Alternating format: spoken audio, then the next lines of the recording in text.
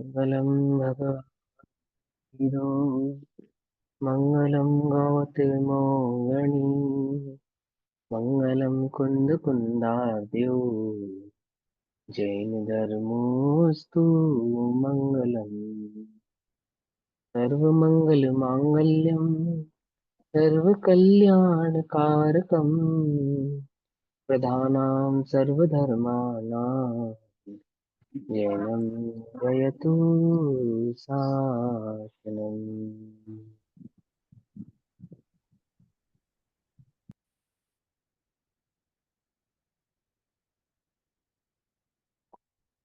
तज्जयति परं ज्योतिः समं समस्तैरनन्तपर्याये दर्पणतलेव सकला प्रतिफलति पदार्थमालिका यत्र।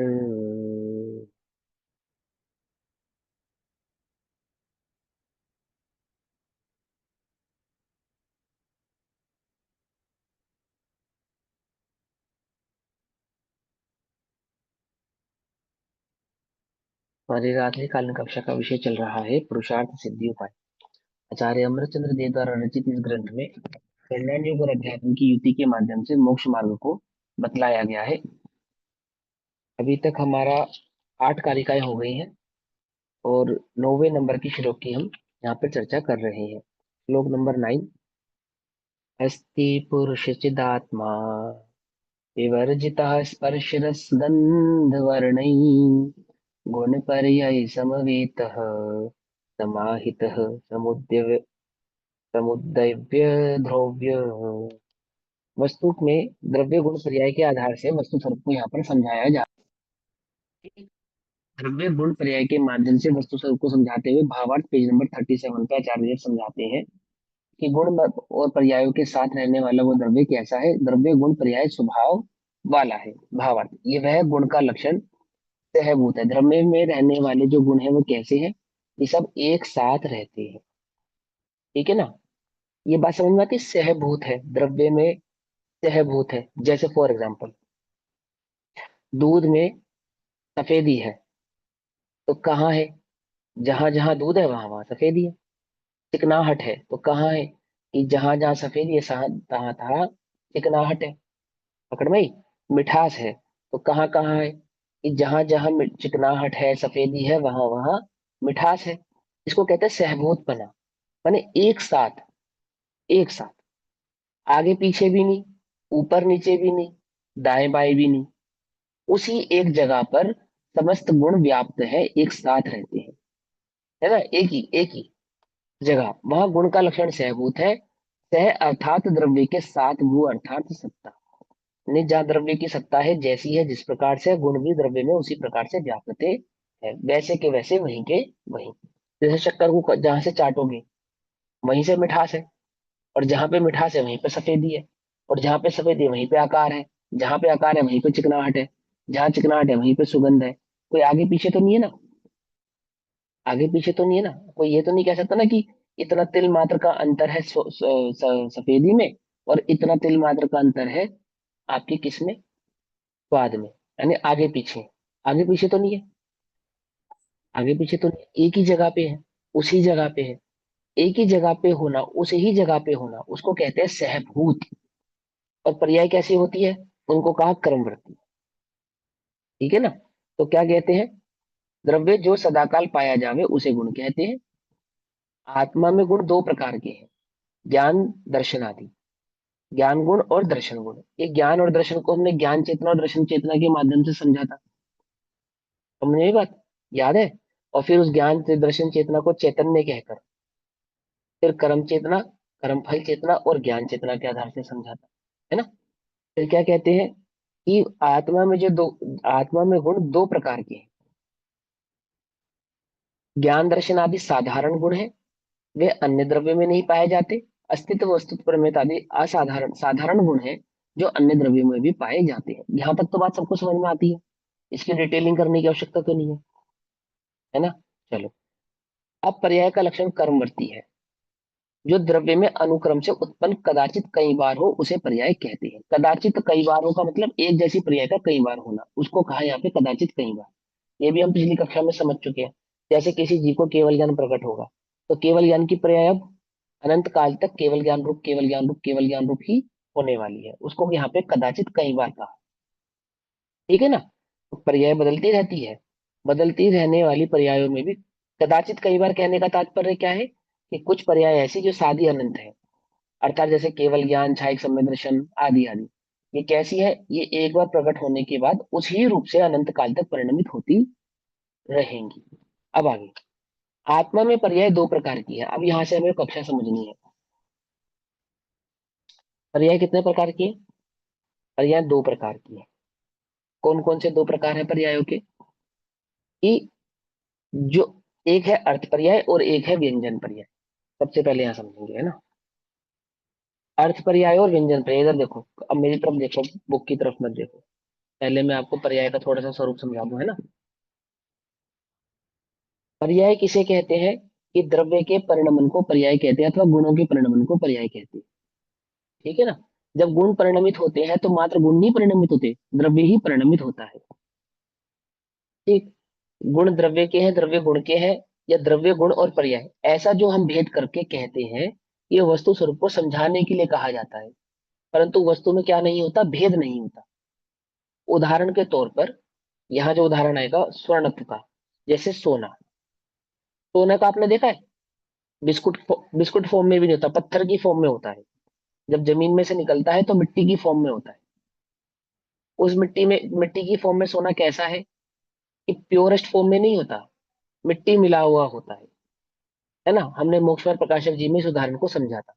जैसे अनादि से तिल में तेल और स्वर्णत्व में मिट्टी पाई जाती है स्वभाव से ही, और फिर उसका शुद्धिकरण कर कर, है ना, तिलों में से तिल को अलग किया जाता है और मिट्टी में से स्वर्णत्व को अलग किया जाता है ना।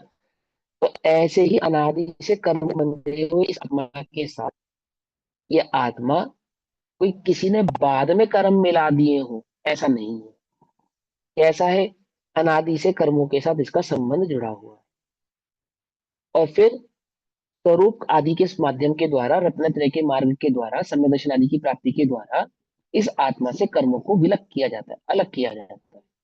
एक बार अलग होने के बाद वापस मिलाया जा सकता नहीं है, ऐसा वस्तु का स्वरूप है। एक बात समझ में आ गई। अब दूसरी बात, कि जिस प्रकार वो स्वर्ण जो डली के रूप में है या पत्थर के रूप में है, उसको गला देने पर, मरम्मत कर देने पर, कई कई प्रकार से उसके अंदर प्रोसेस करने पर उसका आभूषण बनाया जाता है। तो आभूषण के रूप में मान के चलो सोने की चेन बना दी या सोने का कंगन बना दिया। तो सोने को चेन कहना या कंगन कहना, इसको कहते हैं पर्याय। समझ में आई बात? और स्वर्ण को स्वर्ण कहना, तो उसको कहते हैं द्रव्य। सिंपल बात है। हमने पिछली कक्षाओं में बहुत डिटेल में इन बातों को समझा है। क्योंकि प्रसंग है इसलिए प्रसंग के अनुसार इसको समझ रहे हैं। पर्याय समझ में आ गई? परिणमन को पर्याय कहते हैं। किस प्रकार के परिणमन को? जैसे स्वर्ण से चेन बना देना अथवा चेन से कुंडल बना देना, इसको क्या कहते हैं? पर्याय कहते हैं। आपके पास चेन थी, आपने चेन तोड़ के कुंडल बना दिया, तो चेन की पर्याय का तो हो गया अभाव, इसको तो कहते हैं वय। और कुंडल का हो गया उत्पाद, इसको कहते हैं उत्पन्न होना। अभी यहाँ पे एक लक्षण समझा था ना, उत्पाद व ध्रुव। तो सोने से पहले आपने चेन बना ली, फिर चेन तोड़ के आपने कुंडल बनवा लिया। ये क्या हो गया? उत्पाद व उत्पाद व। और सोने, चेन और कुंडल, इन तीनों के बीच में एक चीज कॉमन थी, वो था स्वर्णत्व। वो क्या था? स्वर्णत्व, सोना, है ना। जब आप सुनार के पास जाते हैं खरीदने, तो क्या खरीद के लाते हैं? चेन, कुंडल, कंगन। और कभी कदाचित आपको बेचने जाना पड़े तो क्या बेच कर आते हैं? सोना। सोना। चेन कुंडल नहीं बेच कर आते आप, सोना बेच कर आते हैं, मालूम है ना। जब खरीदने जाते हैं तो सोने के पैसे अलग देते हैं और चेन कुंडल के पैसे अलग देते हैं। लेकिन जब आप बेचने जाते हैं तो सिर्फ और सिर्फ स्वर्ण के पैसे देते हैं। सुनहार है ना, वो आपसे किसकी, उसकी नजरों में किसकी कीमत नहीं है? सोने की चेन की कीमत नहीं है, स्वर्ण की कीमत है। इसी प्रकार से जो जोहरी है सम्यक दृष्टि जीव ज्ञानी, उसकी दृष्टि में किसकी कीमत है? ध्रुव की कीमत है, पर्याय की कीमत नहीं है। समझे बात? जो ध्रुव की दृष्टि रखता है वो सच्चा जोहरी है। यानी जो स्वर्ण की जोहरी दृष्टि रखता है। ऐसे ही सच्चा ज्ञानी कौन है? जिसको पर्यायों की दृष्टि नहीं है, एकमात्र उस ध्रुव अपरिणामी आत्मा की दृष्टि है जो पर्याय बदल जाने पर भी बदलता नहीं है। जैसे वो सोना बदल जाने पर भी, यानी कि चेन से कुंडल, कुंडल से कंगन हो जाने पर भी अपने स्वर्णत्व भाव को छोड़ता नहीं है। ऐसे ही वह ध्रुव कई प्रकार की पर्याय हो जाने पर भी अपने ध्रुव स्वभाव को छोड़ता नहीं है, बदलता नहीं है। उसको कहते हैं ध्रुव दृष्टि। ये पर्याय दो प्रकार की होती है, अर्थ पर्याय और व्यंजन पर्याय। क्या नाम है? अर्थ पर्याय और व्यंजन पर्याय। याद है सबको? बोलो फिर से, बोलो फटाफट। अर्थ पर्याय पर्याय और व्यंजन। व्यंजन पर्याय। व्यंजन पर्याय। व्यंजन, ठीक। अर्थ पर्याय, व्यंजन पर्याय। ये अर्थ पर्याय और व्यंजन पर्याय का दूसरा नाम है। पहला अर्थ पर्याय का नाम है निरपेक्ष पर्याय। अर्थ पर्याय का दूसरा नाम क्या है? निरपेक्ष पर्याय। और व्यंजन पर्याय का ही दूसरा नाम है स्वाप्रापेक्ष पर्याय। समझ में ये बात? अर्थ पर्याय का पहला नाम, अर्थ पर्याय का ही दूसरा नाम निरपेक्ष पर्याय, और व्यंजन पर्याय का ही दूसरा नाम स्वाप्रापेक्ष पर्याय। ये जो स्वाप्रापेक्ष पर्याय और निरपेक्ष पर्याय, जब आप नियम सारणी पढ़ेंगे वहां ये नाम आपको सुनने को मिलेंगे, ठीक। और यहाँ पे आपको बेसिकली समझा रहे हैं अर्थ पर्याय और व्यंजन पर्याय के नाम से। तो कहीं ये नाम मिले और कहीं ऐसा नाम मिले, यानी कहीं पे आपको निरपेक्ष पढ़ने को मिले और स्वाप्रापेक्ष पढ़ने को मिले, और कहीं पे अर्थ मिले और व्यंजन मिले, तो कंफ्यूज नहीं होना, दोनों पर्यायवाची नाम है। अर्थ पर्याय का निरपेक्ष पर्याय नाम पर्यायवाची है, और व्यंजन पर्याय का स्वाप्रापेक्ष पर्याय नाम पर्यायवाची है। क्लियर हो गई बात? सिंपल। अब आगे सर, चलते हैं। वहां अब पे सापेक्ष क्यों नहीं बोला? निरपेक्ष का ऑपोजिट सापेक्ष, ये अलग नाम क्या है? अलग स्वप्रकेश। नहीं है, एक ही बात है। सापेक्ष कहना और स्वापरापेक्ष पे कहना एक ही बात होती है। जब हम कहते हैं सापेक्ष, तो सापेक्ष में प्रश्न उठेगा किसके सापेक्ष?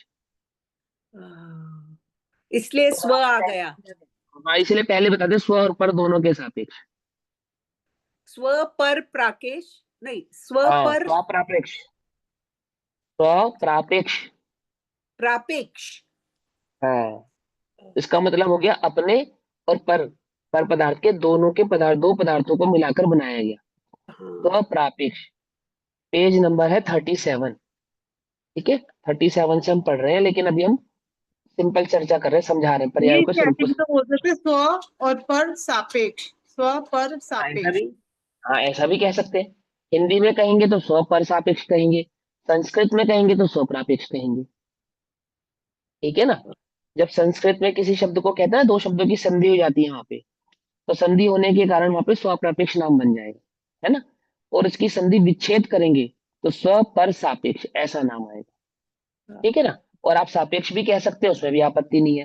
परंतु सापेक्ष कहने पे प्रश्न उठेगा किसके सापेक्ष, तो वहां ये बात क्लियर कर दी गई कि जो दो द्रव्यों के सापेक्ष पर्याय होती है उन्हें स्वापरापेक्ष कहते हैं। सिंपल, क्लियर हो गई बात। अर्थ पर्याय और व्यंजन पर्याय।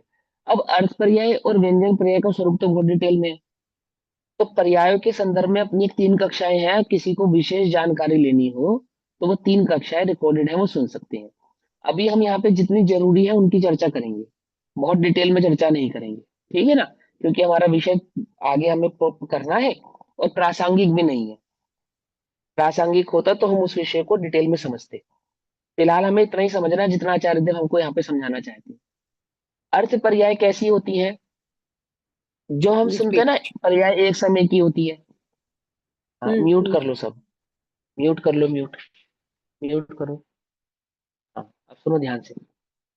आप लोगों ने सुना कि पर्याय एक समय की होती है। तो जब हम ये बात कहते हैं कि पर्याय एक समय की होती है, तो बेसिकली हम ये बात अर्थ पर्यायों के संदर्भ में कहते हैं। वो अर्थ पर्याय होती है जो एक समय की होती है। जो व्यंजन पर्याय होती है वो स्थूल होती है, और उनका समय काल भी लंबा होता है, बड़ा होता है। ठीक है ना? वो एक समय से अधिक समय वाली होती है। ठीक है ना? समझ में बात नहीं? समझ में? एक तरह की पर्याय होती है अर्थ पर्याय, जिनको हमने कहा, वो अर्थ पर्याय केवल ज्ञान गम्य होती है, छद्मस्त के ज्ञान का विषय नहीं होती। जो छद्मस्त जीव होते हैं, हम छद्मस्त है ना, केवली भगवान को छोड़ के बाकी सभी जीव छद्मस्त है, वह उनके ज्ञान का विषय नहीं होती। छद्मस्त को है जो अर्थ पर्यायों का जो भी ज्ञान है, वो कहाँ से है? आगम से, युक्ति से, तर्क से और न्याय से, बस।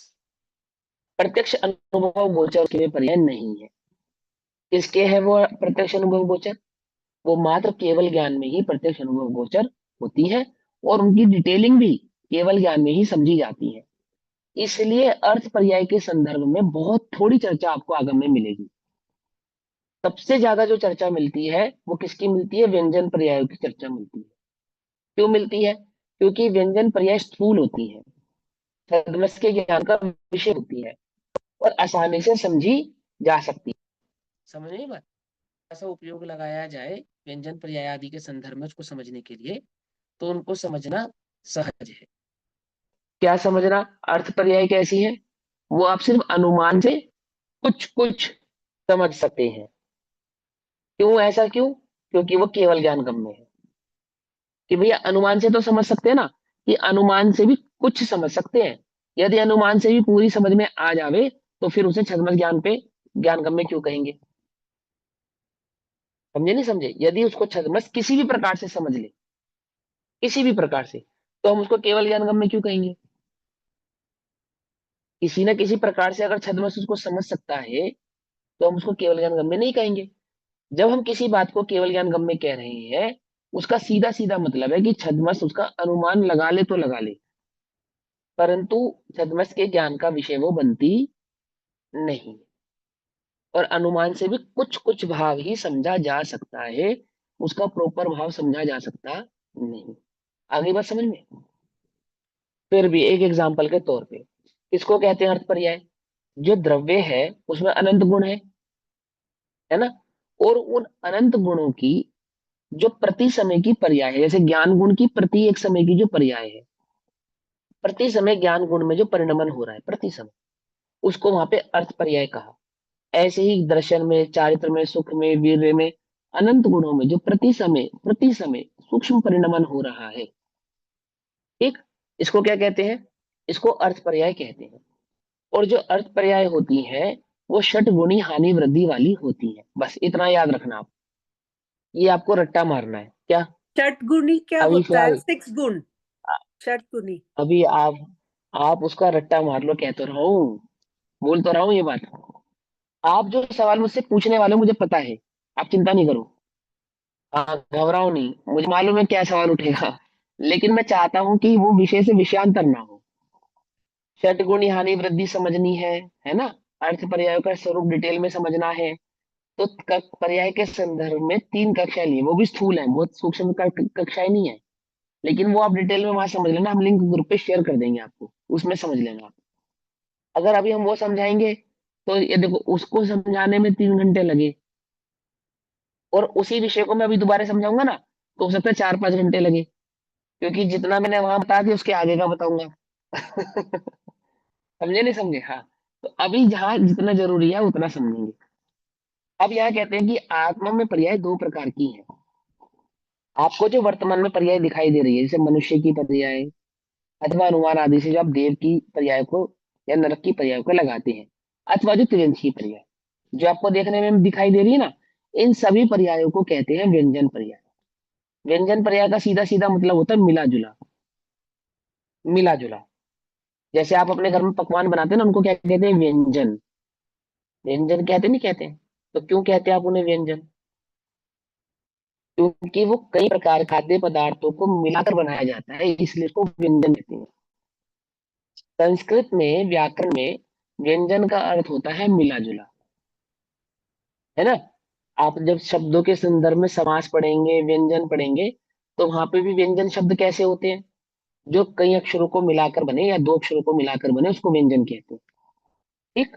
ऐसे ही भोजन को ठीक। व्यंजन क्यों कहते हैं? भोजन को व्यंजन इसलिए कहते हैं क्योंकि कई प्रकार की खाद्य सामग्री को मिलाकर बनाया जाता है, इसलिए उसका नाम व्यंजन है। आ गई बात समझ में? और इस पर्याय को व्यंजन पर्याय क्यों कहते हैं? क्योंकि ये किसी एक निरपेक्ष गुण की पर्याय नहीं है, अथवा किसी एक इंडिविजुअल द्रव्य की पर्याय नहीं है। क्या है ये 2 द्रव्यों को मिलाकर या 2 द्रव्यों के गुणों को मिलाकर बनाई गई पर्याय है। 2 गुणों को मिलकर या 2 द्रव्यों को मिलकर बनाई गई जो हुई पर्याय है, बनाई गई इन सेंस जो हो रही पर्याय है, उसका नाम यहाँ पर व्यंजन पर्याय है। जैसे ये मनुष्य पर्याय है, तो मनुष्य पर्याय कैसे बनी है ये? इसमें एक तो जीव द्रव्य का निमित्त हुआ, और दूसरा पुद्गल द्रव्य का निमित्त हुआ। तो द्रव्य की अपेक्षा से तो दो द्रव्य बने हैं यहाँ पे, है ना। इसको तो हम मनुष्य नहीं कहते, इसको तो हम मनुष्य नहीं कहते। समझ में ही बात है, समझ में आई, है ना। तो किसको मनुष्य कहते हैं? इसको जिसमें चैतन्य एक चेतन द्रव्य का और एक पुद्गल द्रव्य का, ऐसे दो द्रव्यों का समावेश हुआ। दो द्रव्यों ने मिलकर एक एक पर्याय बनाई जिसका नाम है मनुष्य पर्याय। ऐसे दो द्रव्यों की मिलकर नरक रूप पर्याय होना, त्रियंच रूप पर्याय होना, देव रूप पर्याय होना, उसको क्या कहते हैं? इन पर्यायों को व्यंजन पर्याय कहते हैं। अब व्यंजन पर्याय का और भी बड़ा स्वरूप है, लेकिन अभी यहाँ पे वो प्रासंगिक नहीं है, इसलिए हम उसको डिटेल में नहीं समझ रहे।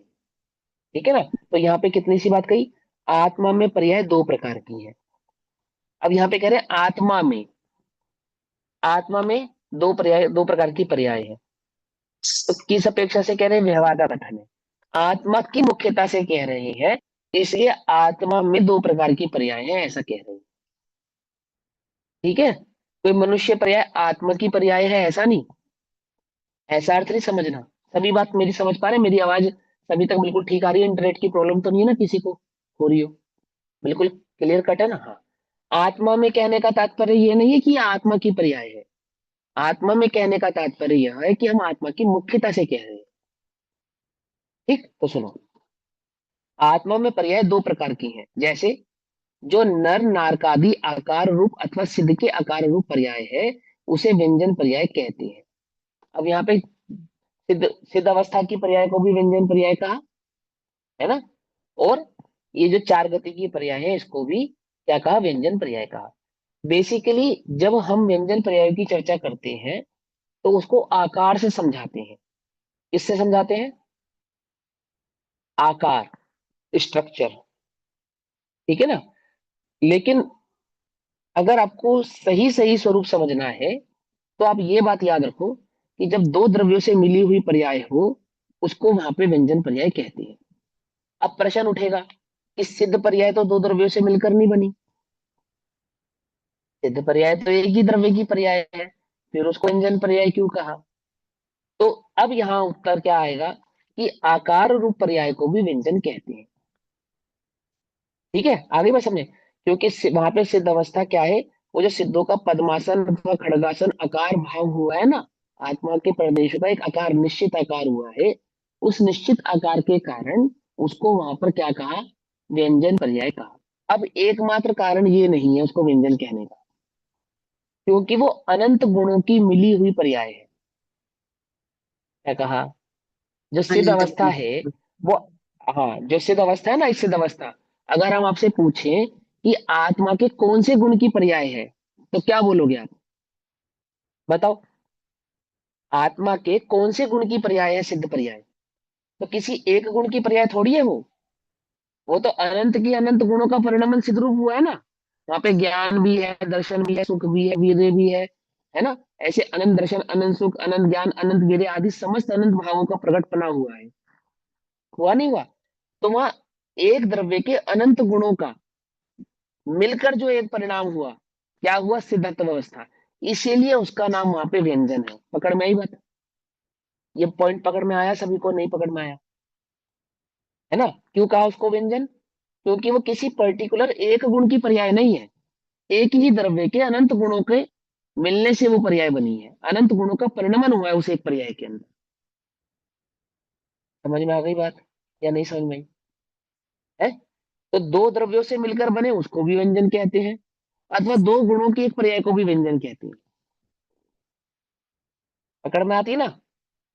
तो जो नर नारक आदि है, ये दो द्रव्यों की मिली हुई व्यंजन पर्याय है, और जो सिद्ध है वो अनंत गुणों की मिली हुई व्यंजन पर्याय है। ठीक, क्लियर हो गई बात? चलो अब आगे चलते हैं। सिद्ध, एक मिनट। क्या?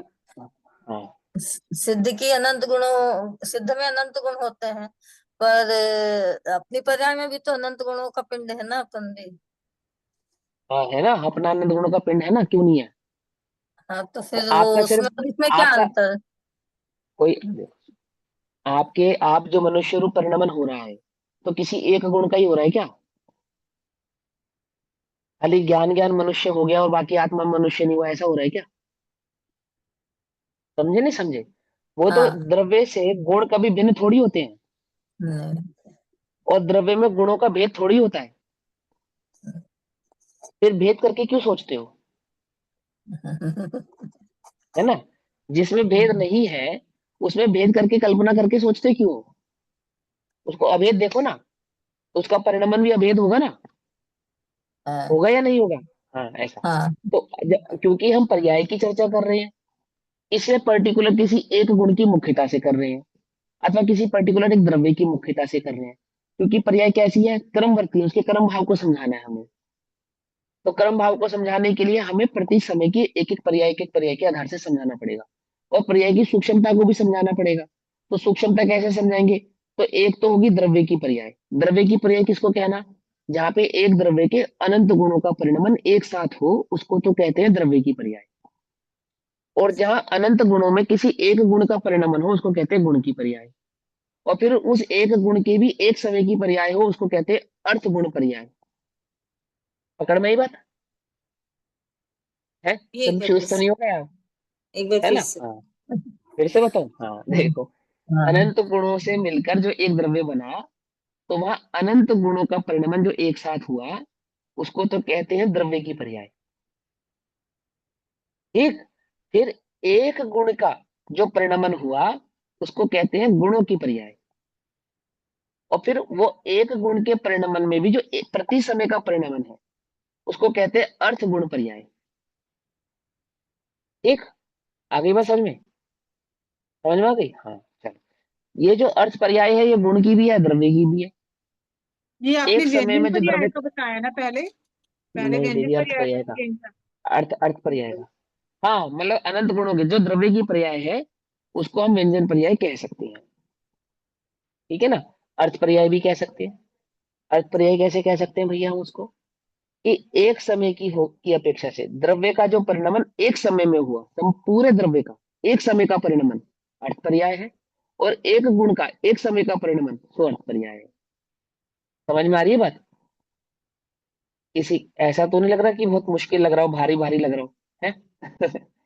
अगर लगे तो बता देना भैया, मैं नहीं चाहता कि उसको बहुत डिफिकल्ट बनाना, मैं चाहता हूँ उसको इजी से इजी करना। बस ज्यादा अर्थपूर्ण पर्याय के संदर्भ में अभी ना समझ के हम इतना इतना समझे कि जो सूक्ष्म होती है एक समय की होती है उनको अर्थ पर्याय कहते हैं, और जो स्थूल होती है उनको व्यंजन पर्याय मे- कहते हैं। और व्यंजन पर्याय में यहाँ पे जो उदाहरण दिया वो समझो कि चार गति की जो पर्याय है सो व्यंजन पर्याय, एक बात। ठीक है ना? और सिद्धत्व अवस्था में जो पर्याय है सो वो भी व्यंजन पर्याय है व्यंजन। आत्मा। ठीक है ना? अभी देखो, जैसे मान के चलो ये पेंसिल है, ये दिख रही है आपको पेंसिल? ये अर्थ पर्याय है या व्यंजन पर्याय है? व्यंजन। जल्दी से बोलो। नहीं नहीं, क्यों? व्यंजन नहीं है, व्यंजन पर्याय ना। अर्थ है। व्यंजन। अर्थ पर्याय। व्यंजन। व्यंजन पर्याय। तो व्यंजन पर्याय। जो जो कह रहा है व्यंजन है, वो व्यंजन क्यों है ये बतलाए, पहले तो कारण बताए उसका। ये एक क्योंकि पुद्गल इसमें परमाणु से अनंत नहीं गुण है। बनी है ना। एक सेकंड है, क्या क्या एक क्या कारण है? एक एक पुद्गल से नहीं बनी ना, एक पुद्गल परमाणु से नहीं बनी है ना। हमने इसमें अनंत मुद्गल परमाणु लगे हैं इसलिए। हाँ जी। ठीक है, वेरी गुड। हाँ, और जो कह रहे हैं इसको अर्थ, वो क्यों कह रहे हैं इसको अर्थ? सर क्योंकि ऐसा वो है एक कि द्रव्य ये की पर्याय व्यंजन। मिली जुली नहीं दिखती है इसलिए, है। दो द्रव्य की मिली जुली पर्याय नहीं लग रही है इसलिए ऐसे बोला। हाँ, ये इनको दो द्रव्य की नहीं लग रही थी इसलिए इनको लगा ये अर्थ पर्याय है कि एक ही द्रव्य की है ना? इसलिए इनको ऐसा लगा। तो आप ये समझो कि ये अनंत द्रव्यों की पर्याय है ना। पुद्गल द्रव्य, एक पुद्गल द्रव्य लगा इसमें, अनंत पुद्गल द्रव्य लगे हैं। पुद्गल द्रव्य कितना छोटा अनंत होता है? अनंत उद्गल अनंत है। परमाणु। हाँ, अनंत पुद्गल द्रव्य लग गए ना इसमें, दो द्रव्य, दो क्या, दो से भी अधिक द्रव्य मिल गए ना इसके अंदर। ये द्रव्य का स्वरूप अगर गड़बड़ करोगे तो गड़बड़ हो जाएगी। और दूसरा रीजन समझो इसको, कि हमारे ज्ञान का विषय हो रही है नहीं हो रही है? है हम ज्ञान लोग का जान, विषय। हाँ, तो फिर सीधे जो ज्ञान का हमारे ज्ञान का विषय विषय सो व्यंजन पर्याय, आंख बंद करके कह दो, प्लस आकार भी सोचने की है ना जरूरत ही नहीं सर। है। आकार भी है हाँ, इसके लिए भी। प्लस आकार भी है, वो तो बहुत सारे कारण है ही, अब बताया ना इसके कितने सारे कारण है। आकार है ये कैसे जाना? क्योंकि तुम्हारे ज्ञान का विषय है, इसलिए तुम उसका आकार पहचान पा रहे हो। है ना? सबसे सीधा लॉजिक है, मेरे ज्ञान का विषय है इसलिए व्यंजन है, बात खत्म। जो मेरे ज्ञान का विषय नहीं हो उसको अर्थ पर्याय के खाते में डाला।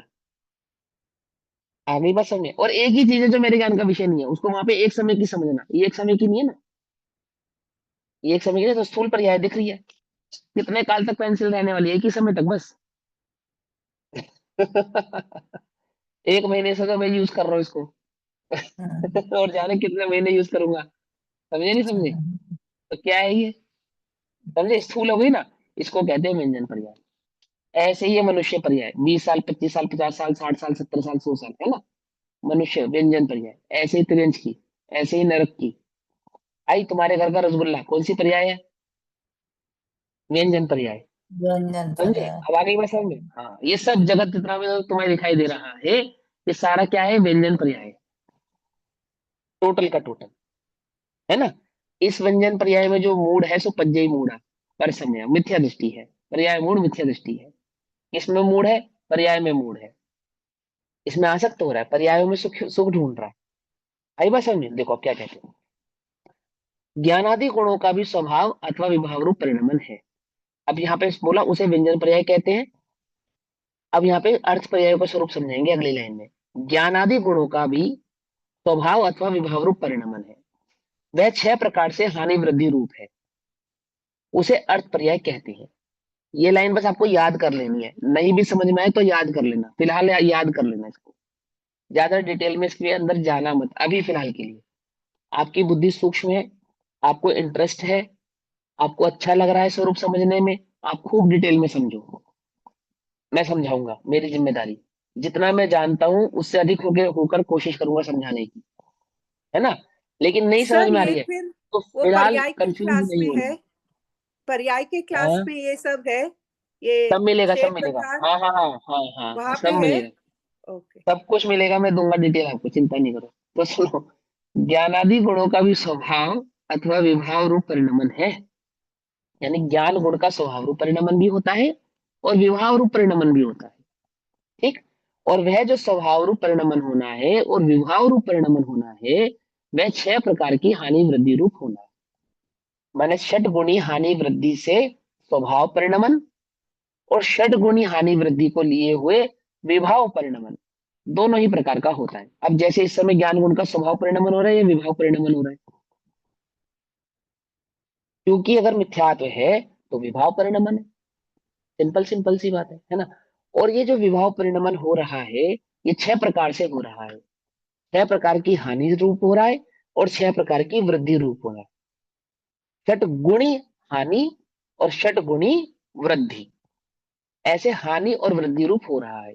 ये जो हानि और वृद्धि है, इसी को कहते हैं आवाज कटी है उत्पाद। भैया, मेरे को ही कटी है या सब? हाँ, कोई बात नहीं। ये जो हानि वृद्धि शब्द सुना आपने, हानि और वृद्धि, हानि और वृद्धि, इस हानि वृद्धि को ही उत्पाद और व्यय कहते हैं। पकड़ में ही बात। हानि माने व्यय और वृद्धि माने उत्पाद। समझ में आई बात? एक ही समय की पर्याय में एक साथ हानि भी और वृद्धि भी एक ही समय पर होती है। षटगुणी हानि होती है और षटगुणी वृद्धि होती है। स्वभाव में भी होती है, विभाव में भी होती है। ठीक। इसको क्या कहते हैं? इसको अर्थ पर्याय कहते हैं। आगे बात समझ में। इन गुण पर्यायों से आत्मा की तदात्मक एकता है। क्या कहा? कौन सी पर्यायों के साथ? आप ऐसा कह सकते हैं अर्थ पर्यायों के साथ, अथवा आप ऐसा भी कह सकते हैं कि गुण पर्यायों के साथ। द्रव्य का गुण के साथ कौन सा संबंध है? तदाद में संबंध है। द्रव्य का गुणों के साथ क्या संबंध है? तद आत्ममय संबंध है। तद आत्मय सर संबंध का क्या मतलब होता है? कभी तदात्मय। अलग, एक में हाँ, तो तद, सर मतलब उस रूप। हाँ हाँ, उस रूप। आत्म माने होना, अपना होना। यानी दोनों में कोई अंतर नहीं है, गुण ही द्रव्य, द्रव्य ही गुण है, ऐसा समझो आप। उसको कहा तदात्मय संबंध। यानी कि आप अगर द्रव्य में से गुण को निकालेंगे तो द्रव्य का नाश और गुण का नाश, दोनों का ही नाश हो जाने वाला है। यानी वहां द्रव्य और गुण दो अलग अलग नहीं है, एक ही हो, उसको कहा तदात्मय। जैसे आंख का शरीर के साथ तदात्मय संबंध है या नहीं? नहीं है। नहीं, आंख निकालने पे मर नहीं जाऊंगा मैं, लेकिन एक गुण भी निकाला, जैसे दूध में से सफेदी निकाल दो आप, तो दूध बचेगा या नहीं बचेगा? दूध नहीं बचेगा। शक्कर में से मिठास निकालो आप, तो शक्कर बचेगी या नहीं बचेगी? नहीं बचेगी। ऐसे ऐसे ही शरीर में से आंख निकालो तो शरीर तो बचेगा। ऐसा तादाद में नहीं। कैसा तादाद में? कि जिसके नष्ट होने पर पूरा द्रव्य ही नष्ट हो जाता हो। समझे नहीं समझे? अथवा जिसमें परिणमन होता हो तो मानो द्रव्य का ही परिणमन होता हो, उसको कहते हैं तदात्मय संबंध।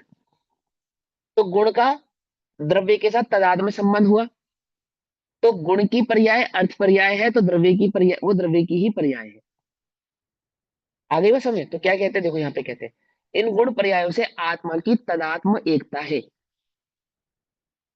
इन गुण पर्यायों के साथ ये वो जो षडगुणी हानि वृद्धि रूप अर्थ पर्याय हो रही है, तो वे अर्थ पर्याय अभी हो रही है या नहीं हो रही है मेरे साथ अभी इस समय? मुझ में हो रही है, क्योंकि तदाद में संबंध है ना हो गुणों के रही साथ है। मेरा। हाँ। किसी को ऐसी भ्रांति होती हो, लोक में किसी को ऐसी भ्रांति हो कि अर्थ पर्याय केवल ज्ञान प्रकट होने के बाद होती है, तो ऐसा नहीं है। प्रति समय रहती है, हर समय रहती है। निगोदिया के साथ भी है और सिद्ध भगवान के साथ भी है, क्योंकि वो गुणों के परिणमन है और गुणों का द्रव्य के साथ तादाद में संबंध है। तो निरंतर गुणों का परिणमन स्वभाव और विभाव रूप दोनों प्रकार से हो रहा है ना, तो निगोदिया की विभाव रूप से अर्थ पर्यायों का परिणमन है, और वहां केवल ज्ञान में सिद्ध भगवान की स्वभाव रूप से अर्थ पर्यायों का परिणमन है। आ गई बात समझ में? समझ में आ गई? हाँ चलो। अर्थ पर्यायों का स्वरूप समझे तो ये भैया भ्रांति मिटी। क्या भैया भ्रांति मिटी? हाँ बोलो। तादात्म्य संबंध और अविनाभावी संबंध में क्या डिफरेंस है? एक ही बात होती है, एक ही बात होती है। कहीं पे उसको अविनाभावी संबंध कह के समझाते हैं जब हम दो गुणों के बीच में समझाते हैं, और जब हम तदाद में संबंध कहते हैं तो वहां पे एकमेक होने की बात कहते हैं। जैसे ज्ञान और दर्शन, तो ज्ञान और दर्शन का तदाद में संबंध नहीं, अविनाभावी संबंध है। लेकिन ज्ञान और दर्शन का आत्म द्रव्य के साथ तदाद में संबंध है। अंतर समझ में आया या नहीं समझ में आया? यानी ज्ञान दर्शन का काम नहीं करेगा और दर्शन ज्ञान का काम नहीं करेगा, तो हम ज्ञान को कभी दर्शन नहीं कहेंगे और दर्शन को कभी ज्ञान नहीं कहेंगे, है ना? लेकिन हम आत्मा को ज्ञान भी कहेंगे और दर्शन भी कहेंगे। तो जिसका जिसके साथ तदाद में संबंध होता है उसका वह नाम भी हो जाता है। जैसे हमने आत्मा को ज्ञान भी कहा और आत्मा को दर्शन भी कहा, लेकिन हम ज्ञान को दर्शन नहीं कहेंगे और दर्शन को ज्ञान नहीं कहेंगे। बोले क्यों? क्योंकि ज्ञान और दर्शन का अविनाभावी संबंध तो है। अविनाभावी मतलब कि ज्ञान के बिना दर्शन नहीं होगा और दर्शन के बिना ज्ञान नहीं होगा, लेकिन ज्ञान में दर्शन और दर्शन में ज्ञान ऐसा नहीं होगा। एक ही जगह तो होंगे, एक ही जगह तो होंगे, लेकिन काम अपना अपना करेंगे, एक दूसरे का नहीं करेंगे। पकड़ में ही बात नहीं? पकड़ में ही तदाद में और अविनाभावी। आगे हाँ बात भैया। समझ में? हाँ हाँ हाँ। चलो चलो अब यहाँ समझते हैं। तो क्या कहते हैं, इन गुण पर्यायों से आत्मा की तदात्मक एकता है। इस विशेषण से आत्मा का विशेष्य जाना जा सकता है। विशेष्य जाना जा सकता है, यानी आत्मा को विशेष भाव से पहचाना जा सकता है। बस इतना ठीक। अब आगे, पुनः कैसा है पुरुष? पुनः वह आत्मा कैसा है? उत्पाद व ध्रुव युक्त सप्तम, वह पर्यायों वाला है, दो प्रकार की पर्याय है, अनंत गुणात्मक है। और कैसा है वह आत्मा? इस समुदय व ध्रुव्य समाहिता, अर्थात उत्पाद व ध्रुव्य से संयुक्त है। उत्पाद वह होता हुआ भी ध्रुव बना रहता है, ऐसा है वह आत्मा। नवीन अर्थ पर्याय और व्यंजन पर्याय का उत्पन्न होना वह उत्पाद है, और पूर्व पर्यायों का नाश होना तो वह है। ऐसा होने पर भी, और ये मैंने जरूर आपको समझाने के लिए जोड़ दिया, ऐसा होने पर भी उत्पाद और वे, अर्थात नवीन पर्यायों का उत्पन्न होने पर और पुरानी पर्यायों का वह होने पर, ऐसा होने पर भी, जैसे आप आज से 40 साल पहले बच्चे थे, जवान थे, अब बुजुर्ग हो गए, ऐसा होने पर भी आप ही हो। आप आज से 40 साल पहले भी XYZ थे, आज से 10 साल पहले भी XYZ थे, आप आज भी XYZ है, और जब तक आप जीवित रहेंगे वो XYZ ही रहने वाले हैं। XYZ इन सेंस आपका जो भी नाम है, जीव है आप। ठीक है? पर्याय की अपेक्षा से समझा रहा हूं, देह की अपेक्षा से। अभी सुनो। तब उत्पाद व ध्रुव से संयुक्त है। कैसा है वो उत्पाद व और ध्रुव संयुक्त भाव?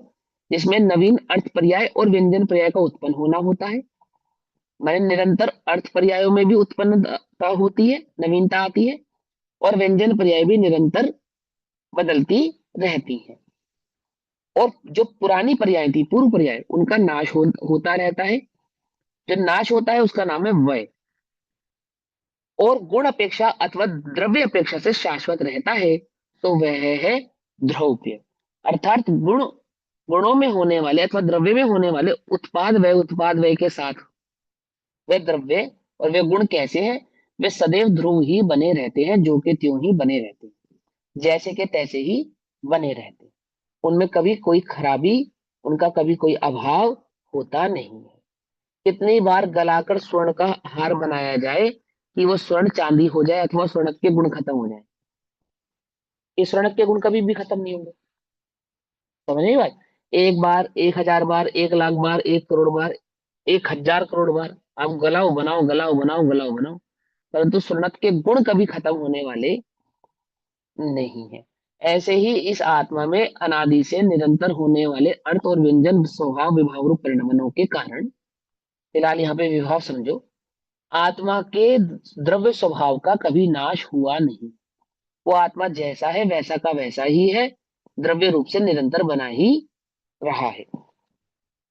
जिस प्रकार सोना कुंडल पर्याय से उत्पन्न होता है, जिस प्रकार सोने की पर्याय कुंडल रूप परिणमित कर दी जाती है और कंकड़ पर्याय से नष्ट हो जाता है, यानी कि सोने की डली का आपने कुंडल बना दिया, तो डली का तो क्या हो गया, वह हो गया, और कुंडल का क्या हो गया, तो उत्पाद हो गया। ऐसा। तथा पीतादिक की अपेक्षा अथवा स्वर्णत की अपेक्षा सभी अवस्थाओं में शाश्वत है, परंतु स्वर्णत का तो उसमें कभी अभाव नहीं होता। जब वो कंकड़ था, डली रूप में था, तब भी सोना था, और जब वो कुंडल बन गया तब भी सोना है, यानी उसके स्वर्णत का तो कभी अभाव उसमें हुआ नहीं। इस विशेषण से आत्मा का अस्तित्व प्रकट किया जाता है। क्या प्रकट किया जाता है? कि पर्याय तो बदलती है, परंतु आत्मा का शाश्वत भाव कभी बदलता नहीं। आत्मा आत्मा रूप से ध्रुव रूप से सदैव ऐसा का ऐसा ही बना रहता है। अब प्रश्न उठता है, ऐसे चैतन्य पुरुष की अशुद्धता किस प्रकार से हुई? जो उत्पाद वह होने पर भी अपने ध्रुव स्वभाव को छोड़ता नहीं है, ऐसा वो जो आत्म तत्व है, उस आत्म तत्व की क्या अशुद्धता किस प्रकार से हो गई? है ना, ये प्रश्न पूछा था ना पंडित टोडरमल जी ने मोक्ष पर प्रकाशक में, उठाया ना कि भैया ये जीव को कर्मों के साथ अनादि से है, आप हमें ये बात समझ में नहीं आ रही। हो सकता है पहले शुद्ध हो फिर किसी ने मिला दिया हो, अथवा जीव में कर्मों का मिश्रण किसने किया, उसको अशुद्ध किसने बनाया, है ना। तो ये प्रश्न है कि ऐसे चैतन्य पुरुष की अशुद्धता किस प्रकार से हुई, जिसके कारण इसे अपने अर्थ की सिद्धि करनी पड़े, अपने प्रयोजन की सिद्धि करनी पड़े। ऐसा क्या हो गया कि मुझे अपने प्रयोजन की सिद्धि करने के लिए पुरुषार्थ करना पड़ रहा है? मैं अशुद्ध हुआ ही क्यों, शुद्ध ही क्यों नहीं हूं स्टार्टिंग से ही? ये प्रश्न उठाया। ठीक, इसका उत्तर कहते हैं 10वें नंबर के श्लोक में। परिणममानो नित्यम ज्ञान विवर्तन ज्ञान विवर्तनादि संतया परिणामानं से सविष्याम तभवति कर्ता च भोक्ता च। क्या कहते हैं? वह चैतन्य आत्मा अनादि संतया, अर्थात अनादि की परिपाटी से, अनादि की परिपाटी से माने अनादिकाल से। अनादिकाल मतलब जिसकी कोई आदि नहीं हो, जिसकी कोई शुरुआत नहीं हो। ठीक है ना। धरती में सोना कब से है? अब किसको क्या पता कब से है भैया, है ना। और अनादि जब से भी है, अनादि से ना, और जब से है तब से कैसा है कि मिट्टी के साथ मिला हुआ है। हम्म, तिल में तेल किसने डाला? कि तिल में तेल किसी ने नहीं डाला, वो जब से तिल है तेलों के साथ ही है ना। क्या कहते हैं? वह चैतन्य आत्मा अनादि की परिपाटी से नित्यम, अर्थात निरंतर, ज्ञान निवर्तई, ज्ञानादि गुणों के विकार रूप, ज्ञानादि गुणों का विकार रूप, ज्ञान का विकार अज्ञान, विकार के दो अर्थ होते हैं, विकार का अर्थ पर्याय भी होता है, लेकिन यहाँ पे विकार किसको कहना? ज्ञान का जो स्वाभाविक भाव नहीं है उसको यहाँ पे विकार कह रहे हैं। तो ज्ञान का जो विकार है अर्थात अज्ञान, चारित्र का जो विकार है अस्थिरता, और श्रद्धान का जो विकार है मिथ्यात्व। ठीक, अनादि से।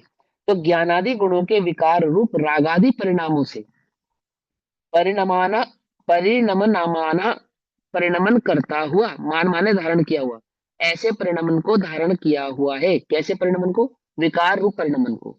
अनादि से वह चैतन्य आत्मा कि ऐसी ही परिपाटी रही है कि वो निरंतर ही ज्ञानादि गुणों के विकार रूप अर्थात राग द्वेष परिणाम रूप से परिणमन करता हुआ अपने परिणामानाम रागादि परिणामों का कर्ता च भोक्ता, कर्ता और भोक्ता भी होता है।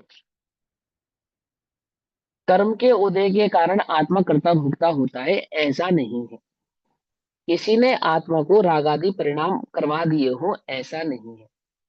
कैसा कह रहे हो?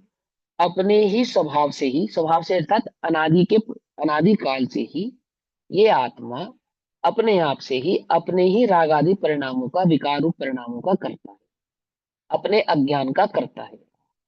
ऐसा ही है इसका स्वरूप, है ना। किसी ने इसको राग आदि करा दिए, किसी ने इसको विकारी कर दिया, ऐसा नहीं है। यदि कोई इस आत्मा को विकारी करने में समर्थ होता तो सिद्धों को भी विकारी कर देगा। कर देगा नहीं कर देगा, अगर किसी में इतनी शक्ति है।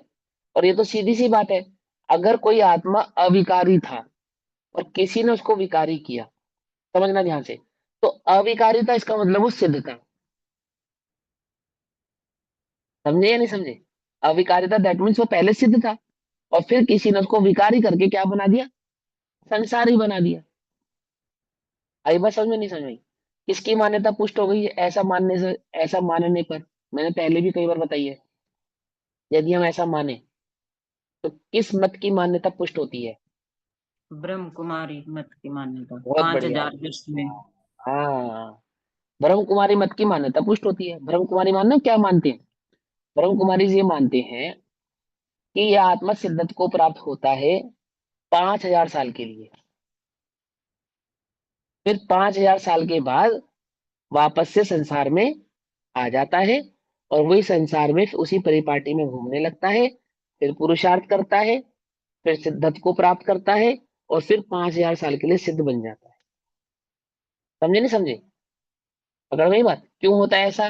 कि वो एक ही जगह बैठा बैठा क्या करेगा, बोर हो जाता है। अथवा जो उसने एनर्जी क्रिएट की होती है वो एनर्जी उसकी डिस्चार्ज हो जाती है। ऐसे कई प्रकार के वो लॉजिक देते हैं। तो वस्तु स्वरूप को ठीक प्रकार से नहीं समझने के कारण जीव कई प्रकार की कल्पनाएं करता है। तो उसी कल्पना में एक प्रश्न यह है कि इस जीव को विकारी किसने कर दिया? यदि हम ऐसा कहें कि कर्मों ने उसको विकारी कर दिया तो फिर ये नियम सिद्धों पे भी लागू हो जाएगा। इसका मतलब सिद्ध को भी लागू कर सकते हैं, क्योंकि किसी भी जीव को विकारी करा इसका मतलब हमें ये स्वीकार करना पड़ेगा वो पहले अविकारी था, और अविकारिता दैट मीन्स वो सिद्ध था। आत्मा अविकारिता इसका मतलब क्या था? किस फॉर्म में था? कि वो सिद्धत की अवस्था की फॉर्म में रहा होगा, और तो दूसरी किसी फॉर्म में रह नहीं सकता। पकड़ में आती है बात? नहीं पकड़ में आती है ना। तो कर्मों ने उसको क्या कर दिया? विकारी कर दिया। इसलिए हम क्या नहीं मानेंगे, इस बात को स्वीकार नहीं करेंगे। तो क्या कहते हैं हम? कि अनादि से ही जीव अपनी ही गलती से अपने ही अज्ञान भाव के कारण विकार रूप से परिणमन हो कर रहा है, ऐसा। ठीक, अब आगे। अनादि संतया नित्यम ज्ञान विवर्तई परिणमन परिणमान स्वेषाम परिणामानाम कर्ता च भोक्ता च भवति। वह चैतन्य पुरुष अनादि की परिपाटी से सदा ज्ञान चारित्र रहित अर्थात सम्यक ज्ञान और सम्यक चारित्र रहित जो रागादिक परिणाम है ना, राग द्वेष मिथ्यात्वादि का जो परिणाम है, उन रूप परिणमन करता हुआ अर्थात राग द्वेष का परिणमन करता हुआ स्वयं के रागादि परिणामों का कर्ता तथा भोक्ता भी है। पहली बात तो विकार का कर रहा है और फिर उन्हीं विकारों का कर्ता और भोक्ता ये आत्मा स्वयं ही हो रहा है। कर्ता भी है और भोक्ता भी है, अर्थात रागादि को कर भी रहा है और रागादि से होने वाले उस दुख को भोग भी रहा है। कौन भोग रहा है? ये आत्मा। कर कौन रहा है? आत्मा स्वयं कर रहा है और स्वयं ही भोग भी रहा है।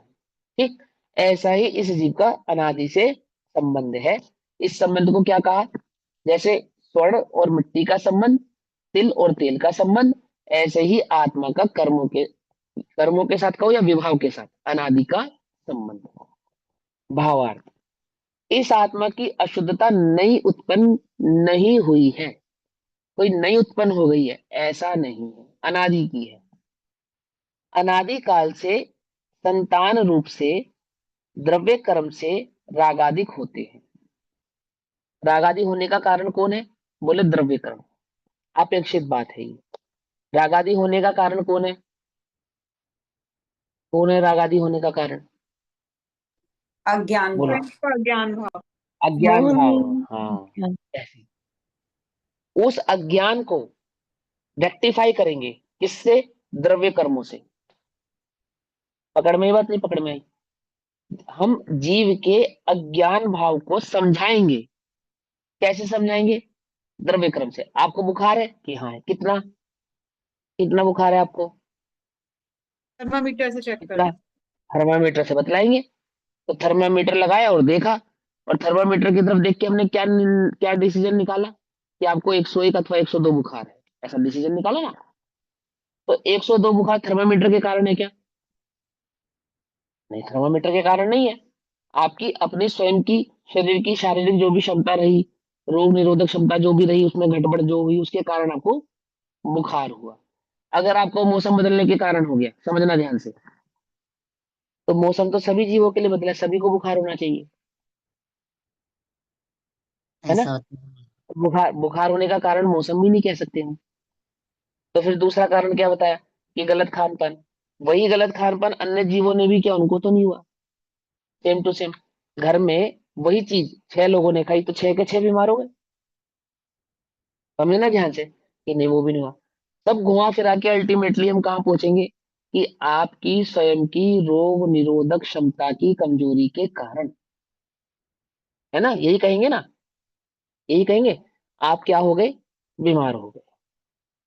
ऐसे ही जीव के स्वयं के अज्ञान भाव के कारण जीव को क्या हुआ है? राग द्वेष भाव आदि उत्पन्न हुए। अब उस राग द्वेष आदि परिणामों को रेक्टिफाई करने के लिए, समझाने के लिए किसका सहारा लेते हैं हम? मगर द्रव्य कर्म का सहारा लेते हैं। कि भैया इसकी रोग निरोधक प्रतिरोधक क्षमता तो हमेशा ही कमजोर होगी ना, कोई अभी कमजोर थोड़ी हो गई, हमेशा तो बीमार नहीं रहता। तो फिर क्या समझाया? कि बाहरी मौसम का निमित्त पाकर, है ना, और अपनी कमजोरी के कारण, निमित्त किसका पाया? बाहरी मौसम का, और कमजोरी किसकी? अपनी। ये क्या हो गया? बुखार हो गया। ऐसे ही अपने अज्ञान भाव के कारण, और बाहर किसका निमित्त बना? द्रव्य कर्मों का। ये द्रव्य कर्मों का निमित्त पाया, और यहाँ जीव की अपनी अज्ञान भाव की परिणति के कारण क्या उत्पन्न हो गए? राग द्वेष उत्पन्न हो गए। आ गई बस समझ में? अब बुखार ठीक करने के लिए क्या करें? मौसम ठीक करें या अपनी इम्यूनिटी ठीक करें? अपनी रोग प्रतिरोधक शक्ति करें। हाँ, अपनी इम्यूनिटी ठीक करें, सीधी सी बात है ना। ऐसे ही मिथ्याग आदि राग आदि भावों को या संसार में परिभ्रमण के रोकने के कारण को क्या करें? द्रव्य कर्मों को ठीक करें या भाव कर्मों को ठीक करें?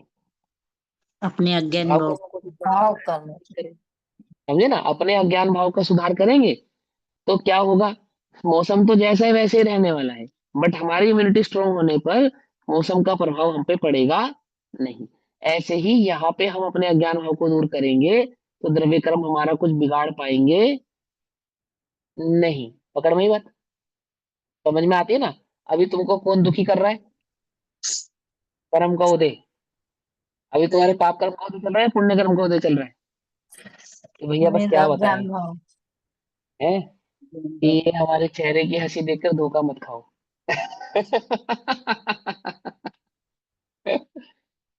है? ऐसा नहीं है मेरे भाई। जो तेरे वर्तमान दुख का कारण है, जो तू वर्तमान में भी दुखी है, तो तू वह अपने अज्ञान भाव के कारण ही दुखी है, किसी कर्म आदि के उदय के कारण नहीं है। कर्म आदि के उदय के कारण कारण बनाकर ना, तो हम तेरे अज्ञान को समझाते हैं। समझे? तो कर्मों को दोष मत डाल, है ना? हाँ हाँ, क्या पूछना पूछो, फटाफट पूछो, तो पूरा व्यवहार करते हैं। नहीं से द्रव्य कर्म पर आरोप आता है, व्यवहार नहीं से। हाँ हाँ, बिल्कुल व्यवहार में से आता है, और निश्चय हालांकि नहीं से कहेंगे कि अपने भाव के ऊपर ध्यान दो। हाँ ऐसा कह सकते हैं। ठीक है, लेकिन मैं एक बात बताऊं, हमने निश्चय व्यवहार इसलिए नहीं सिखाए ओ तो कि यहाँ निश्चय लगाओ यहाँ व्यवहार लगाओ। ये निश्चय व्यवहार तो वस्तु स्वरूप को समझने के लिए सिखाए थे। वस्तु स्वरूप समझो। ये निश्चय से कह रहे हैं या व्यवहार से कह रहे हैं, ये तो तब लगाना कि यहाँ पर ऐसा क्यों कहा, वहां तो ऐसा कहा था, तब लगाना। जब हमें ये बात समझ में आ गई यहाँ बात क्यों कही जा रही है, तो वहां निश्चय व्यवहार नहीं लगाना। है ना। निश्चय व्यवहार कहाँ लगाना, जहां वस्तु स्वरूप को समझने में शंका उत्पन्न हो, क्वेश्चन क्रिएट हो, हमें समझ में नहीं आ रहा, तो निश्चय व्यवहार लगाओ। और जब बात समझ में आ रही है, स्पष्ट समझ में आ रही है, अपनी भूल पकड़ में आ रही है, तो निश्चय व्यवहार मत लगाओ, भूल निकालो। समझ में बात, समझ में? हाँ, मम्मी ने बच्चे को डांटा, तो निश्चय से डांटा या व्यवहार से डांटा? कि भैया तुझे भूल निकालने के लिए डांटा, निश्चय व्यवहार के चक्कर में पड़ने के लिए नहीं डांटा। समझे? हाँ, बात समझ में आ जाए तो और नहीं समझ में आए कि मम्मी जब तो आपने मुझे इतना कम डांटा था, अब मुझे आपने ज्यादा डांटा, तब कारण समझाते हैं कि भाई कम इसलिए डांटा था, ज्यादा इसलिए डांट रहे हैं। तब तुम्हारी भूल ऐसी थी, यहाँ तुम्हारी भूल ऐसी है। तब वहां पे मेहमान थे, अब यहाँ पे मेहमान नहीं है, आदि आदि ऐसे समझाते ना। तो शंका हो, उसका निवारण करने के लिए निश्चय व्यवहार लगाओ। और जब वस्तु स्वरूप क्लियर कट समझ में आता हो, वहां नहीं लगाओ। वो तो क्यों कहा है उसको समझाने के लिए कहा था, है। चलो आप समझते हो। भैया तो यहाँ पे हाँ संतान बोलो। जल्दी करके राजा जी बोला है। दीदी संतान कौन रूप से जल्दी सबसे पहले तो बोल कौन रहा संतान है? रूप से अनुजी। अनुज हाँ एक अनुजी। सेकंड रुको, हमें तो आपकी आवाज ही इतनी दूर से आ रही है ना। हाँ बोलो बोलो, क्या कह रहे हो आप? मैं बोली यहाँ पर जो संतान रूप से द्रव्य कर्म से राजा जी होते हुए बताया है ना, तो इसका मतलब है कि जैसे हम संतान को प्यार करते हैं, उस तरह से हम कर्म कर्म को प्यार करते कोई देखो, मुझे ना आपकी आवाज नहीं आ रही, ये किसी और को आपको आई? अपना म्यूट करना पड़ेगा, एक बार आप अपना म्यूट कर लो। अच्छा मैं पहले म्यूट करूँ, अच्छा रुको एक सेकंड रुको। हैं। मैं पूछ रही हूँ संतान रूप से द्रव्य कर्म से राजा जी होते हैं। अभी सुनाई दे रहा है भैया? संतान रूप से द्रव्य कर्म से रागाती होती है, इसका मतलब है कि जिस तरह से संतान को प्यार करते हैं, वैसे ही द्रव्य को हमने अपनाया।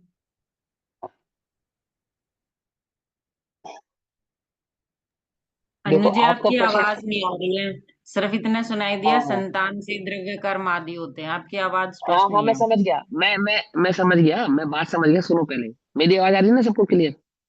अभी अपने पास 1 मिनट है, हम 1 मिनट में समझते हैं। पहले प्रश्न समझते हैं। आपने शायद प्रश्न ऐसा बोला कि संतान रूप से द्रव्य क्रम से रागादिक होते हैं, है ना। तो यहाँ संतान रूप से जो जो रागादिक द्रव्य कर्म हुए हैं, उसका क्या मतलब है ना, उसका क्या मतलब है ना, यही पूछा ना आपने, यही है ना क्वेश्चन। हाँ जी। जैसे जैसे जैसे जैसे पुत्र पिता से होता है ना, माता पिता के बिना तो पुत्र नहीं हो जाएगा, ऐसे हवा में से तो कोई टपकेगा नहीं। माता पिता तो पुत्र, ऐसे संतति है। तो ऐसे ही इन्होंने कहा कि अनादिकाल से संतान रूप से मतलब कि उस द्रव्य कर्म को, उस जो भाव कर्म हुआ ना, जो राग द्वेष परिणाम उत्पन्न हुआ, उसको हम किसकी संतान माने, इसके कारण माने, इसका माने। तो वो उन्होंने कहा द्रव्य क्रम से रागादिक होते हैं। अब ये बात इसलिए कही जा रही है, ये संतान इसलिए कही जा रही है, समझना ध्यान से। यदि उसे आत्मा की संतान कहेंगे हम, उस अज्ञान को, उस राग और उस द्वेष को, तो आत्मा की संतान कहने पर सिद्धों के भी राग द्वेष होना ठहरेगा। क्योंकि जो आत्मा का है ना, उसका कभी अभाव नहीं हो सकता। जैसे आत्मा का कभी अभाव नहीं होगा, तो जो आत्मा की संतान होगी उसका भी कभी अभाव नहीं होगा। तो हम केवल ज्ञान, केवल दर्शन, सम्यक दर्शन आदि को तो आत्मा की संतान मानेंगे, क्योंकि उनके प्रकट होने के बाद उनका कभी अभाव नहीं होगा, आत्मा का भी अभाव नहीं होगा, और आत्मा के कारण उत्पन्न होने वाले परिणामों का भी अभाव नहीं होगा। लेकिन वहां जो राग द्वेष आदि का परिणाम है, यदि हमने उसको भी, वो भी आत्मा के कारण में डाल दिया निश्चय से, अब यहां लगेगा, ये शंका उत्पन्न हो गई ना निश्चय से, तो क्या गड़बड़ हो जाएगी? तो सिद्धों के भी राग द्वेष होना ठहरेगा। तो उन्होंने उसको संतान किसकी बोला? बोले द्रव्य कर्म का निमित्त हुए बिना। जैसे इम्यूनिटी तो वीक है, ये बात तो ठीक है, लेकिन वीक इम्यूनिटी में किसी ना किसी का निमित्त हुए बिना, यानी वो खराब मौसम का, अथवा गलत खान पान का, अथवा गलत आचरण का निमित्त हुए बिना तो बीमार नहीं होगे। क्योंकि इम्यूनिटी वीक तो आपकी जन्म से ही है। तो क्या जन्म से लेकर अब तक आप बीमार चल रहे हो? होता ना, जैसे मेरी इम्यूनिटी वीक है, तो मौसम बदलता है तो मुझे बुखार हो जाता है। तो मेरे बुखार का कारण मेरी इम्यूनिटी की वीकनेस है। तो इम्यूनिटी वीक तो मेरी अभी भी है, अभी भी बुखार होना चाहिए, कभी भी बुखार से मुझे अलग ही नहीं होना चाहिए, हमेशा रहना चाहिए। तो हमेशा तो नहीं रहता, कभी होता है कभी नहीं होता है। तो जब भी होता है तो वहां एक भारी व्यक्ति का निमित्त चाहिए ना मेरे को। यहाँ अंतरंग में तो मेरी कमजोरी है, लेकिन उस कमजोरी के साथ मुझे बाहर भी तो एक निमित्त चाहिए, नियोग चाहिए ना। जैसे संतान उत्पन्न होगी तो नियोग से होगी ना। दो दो स्त्री अथवा दो पुरुष मिलकर तो नहीं कर पाएंगे ना। एक स्त्री एक पुरुष का नियोग चाहिए नहीं चाहिए।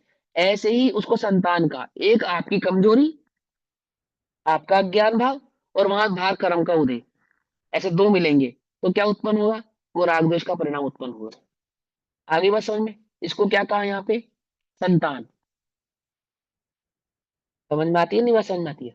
सिद्धों के कर्म का उदय है? बोले नहीं है। कर्म उनको प्रभावित करेंगे? बोले नहीं है। बोले क्यों? क्योंकि अंतरंग नियोग नहीं है, वहां पे अंतरंग अज्ञान भाव नहीं है। पुरुष पुरुष है, स्त्री नहीं है। बोलो, बालक होगा? नहीं होगा, सीधा। ऐसा ऐसा उदाहरण आचार्य दे रहे, स्पष्ट देते हैं ऐसा उदाहरण। क्या कहते हैं वहां पे? नियोग रूप, संतान रूप। काल से संतान रूप से द्रव्य कर्म से रागादिक होते हैं, अनादिकाल से। ठीक। फिर उन्हीं रागादिक से द्रव्य कर्म का बंधन होता है। फिर वही जो रागादिक उत्पन्न होते हैं उन्हीं से नवीन द्रव्य कर्म बनते हैं। फिर वो द्रव्य कर्म का निमित्त और अंतरंग में अपना अज्ञान भाव, ये दोनों मिलेंगे, फिर से राग द्वेष उत्पन्न होंगे। फिर उन राग द्वेष से फिर नवीन द्रव्य कर्म बनेंगे।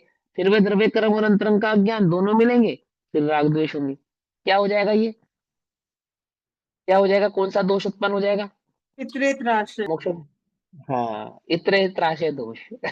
ऐसा नहीं है। तो क्या कहते हैं? ये संतति तो फिर कभी नहीं टूट पाएगी। तो संतति इसलिए टूटेगी क्योंकि यहाँ जीव अपने अज्ञान भाव पे जब काम करेगा ना, तो द्रव्य कर्म का नियोग होना बंद हो जाएगा अपने आप ही। इसलिए टोटल काम यहाँ करना अपने अंतरंग में। और संतान क्यों कहा? कि अगर हमने इसको बिल्कुल आत्मा की बना दिया तो सिद्धों की भी उत्पन्न हो जाएगी। तो दो बातें समझानी पड़ेगी यहाँ पे। यहाँ मेरा ज्ञान भाव और वहां द्रव्य कर्म का नियोग, ऐसे दो चीजें मिलेंगी तो राग द्वेष भाव उत्पन्न हो। ऐसा। ठीक।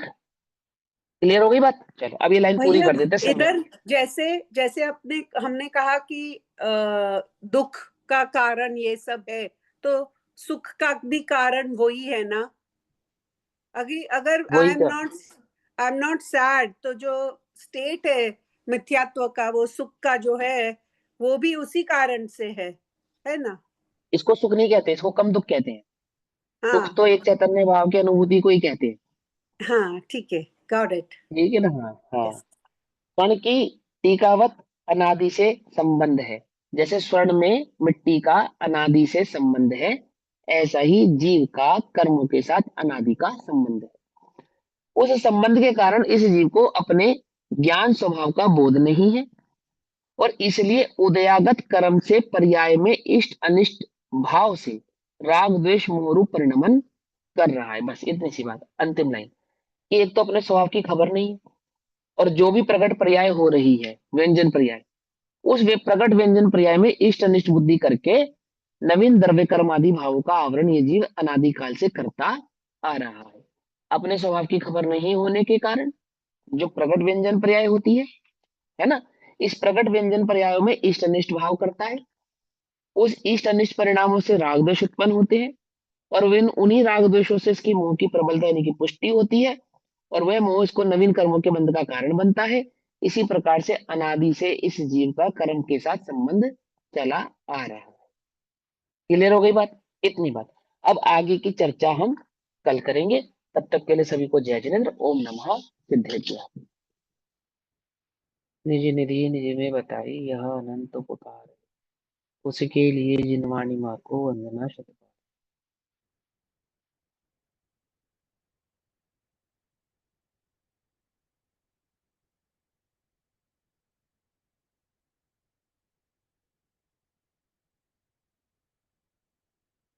नमः।